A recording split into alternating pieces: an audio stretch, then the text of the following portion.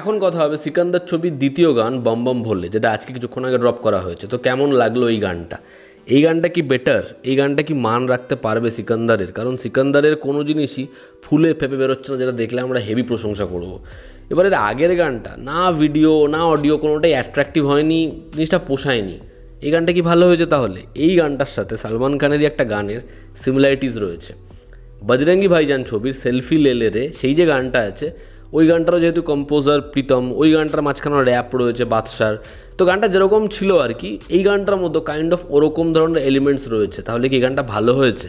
দেখো, এই গানটা যেরকমভাবে শান দেবনাগি গেয়েছে, গানটার যেরকম প্রীতম মিউজিক করেছে, এর যেরকম মাঝখানে র্যাপটা আসে, শুরুতে যেরকম র্যাপটা রয়েছে, ওই যে জায়গাটা যেরকম যেখানে হচ্ছে ও এই ভাং খেয়ে জিনিসপত্র ভুলভাল দেখছে, যেরকম ধরনের লাইন্স এবং বম বম ভোলের যে জায়গাটা, আমার মজা লেগেছে। এই গানটা বেশ মজার গান এবং আগের গানটার থেকে অনেক অনেক বেটার। হোলির সময় লোকে এই গানটা শুনবে এবং গানটা না মানে একটা মস্তি প্রোভাইড করতে পারছে। মিউজিকটার মধ্যে বিটস আছে, ঠিক আছে, যে কারণে গানটা কিন্তু ভালোই লেগেছে। লিরিক্স এমন না যে হেভি লিরিক্স বা গানটা হেভি হয়ে গেছে, কিন্তু শানের গলায় ওই মজাটা দিতে পারে তো, শান এনার্জিটা দিতে পারে তো, যে কারণে গানটা কিন্তু ভালোই হয়েছে, গানটা ডিসেন্ট হয়েছে।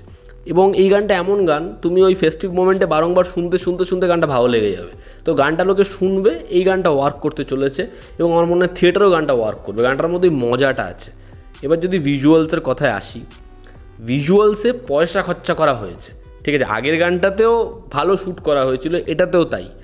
এবং এরকম যে গ্র্যান্ডিওর, এরকম সবার কস্টিউম, যেরকম ধরনের কালার নিয়ে খেলা, এরকম তো আমরা হোলির গানে হামেশাই দেখি। সবথেকে বড় উদাহরণ বলম পিচকারি, ওর মতো পিকচারাইজেশন তো হয় না, ব্যাপক ভিজুয়ালস ছিল। এই গানটারও ভিজুয়ালস ভালো এবং এখানে কিন্তু কোরিওগ্রাফার ভালো কোরিওগ্রাফি করেছে।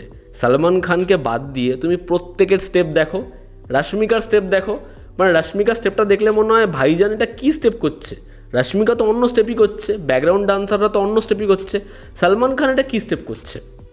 কারণ কোরিওগ্রাফিটা খারাপ নয়, অ্যারেঞ্জমেন্টটা খারাপ নয়, সালমান খানের এনার্জি নেই।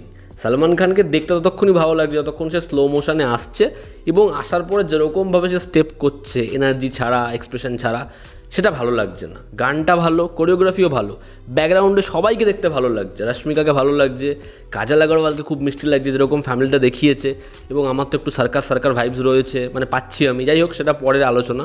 তবে রশ্মিকাকে ভালো লাগছে, কিন্তু সালমান খানের বিন্দু মাত্র এনার্জি নেই। ধরে বেঁধে মানে নাচ করাচ্ছে, নাচ করতে চাইছেই না লোকটা। তার সাথে রশ্মিকার কেমিস্ট্রি জাস্ট ওয়ার্কই করছে না, একদম ওয়ার্ক করছে না। মানে অনেক অ্যাক্টাররা রয়েছে হাঁটুর বয়সী মেয়েদের সাথে রোম্যান্স করে, বাট সেটা না ওয়ার্ক করে যায়। ইভেন কিছু বছর আগেও সালমানের সাথে যে কারো কেমিস্ট্রি ওয়ার্ক করে যেত, কিন্তু এখানে একদম ঝুল লাগছে। আর আমি এই যে সেলফি লেলের গানটার কথা বললাম, সেই গানটা তো আমার খুব পছন্দের গান। মানে বজরঙ্গি ভাইজান ভীষণ পছন্দের ছবি আর কি, গানগুলোও ভীষণ ভালো। সেই গানটায় সালমান খানের হুক স্টেপ দেখো, ওই যে হাঁটু ধরে ধরে যেরকমভাবে স্টেপটা করে, কি এনার্জেটিক লাগে, কি স্টেপ ওটা, কিন্তু মজা লাগে।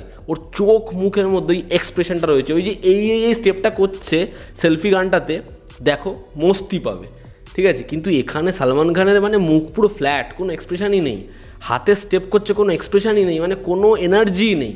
এদিকে তুমি দেখো রশ্মিকার স্টেপটা, মনে হচ্ছে সত্যিই কোরিওগ্রাফি ভালো হয়েছে, সালমান ছেটে ছুটে নিজের মতো করে দিচ্ছে। তো ভিজুয়ালি ভালো নয় এবং সালমান খানকে অ্যাট্রাকটিভ লাগছে না, তার এনার্জি এতটাই ডাল লাগছে। কিন্তু এই গানটা কিন্তু খারাপ নয়, গানটা কিন্তু ভালো।